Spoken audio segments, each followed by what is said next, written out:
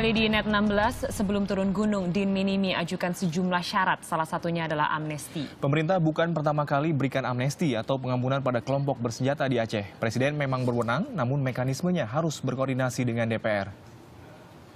Rencana pemerintah memberikan amnesti pada kelompok bersenjata di pedalaman Aceh Din Minimi menuai pro kontra. Bukan pertama kali pemberian amnesti kepada kelompok bersenjata di Aceh pernah berlangsung sebelumnya. Aturannya tertuang dalam Keputusan Presiden Nomor 22 Tahun 2005 tentang pemberian amnesti umum dan abolisi kepada setiap orang yang terlibat gerakan Aceh Merdeka. Pelaksanaannya tetap harus mendapat masukan dari DPR RI.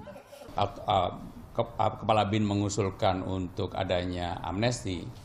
Sebenarnya ini sudah ada jurisprudensinya ketika pemerintah pada waktu itu dengan Kepres Nomor 22 Tahun 2005 di mana Presiden SBY mengeluarkan Kepres tersebut memberikan amnesti umum dan abolisi kepada gerakan Aceh Merdeka. Maka dengan hal tersebut, kalau memang ini harus diberikan, tentunya harus juga mendapatkan masukan pertimbangan dari DPR.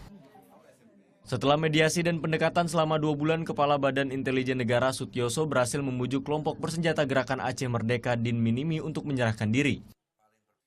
Bersama dengan 120 anggotanya, Din Minimi atau Nurdin Ismail ini juga menyerahkan senjata.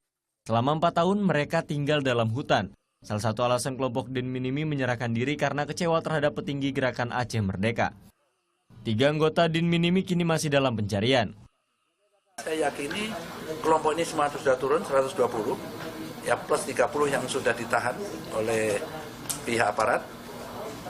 Lalu 3 yang lepas, ya.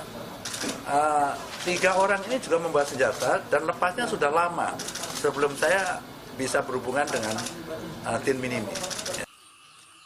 120 anggota Din Minimi akan dibina pemerintah Aceh. Sebelum turun gunung dan menyerahkan diri, Nurdin memberi 6 syarat kepada BIN. Ke-6 syarat ini disetujui Sutioso karena dinilai masih rasional. Tim Liputan melaporkan untuk Net.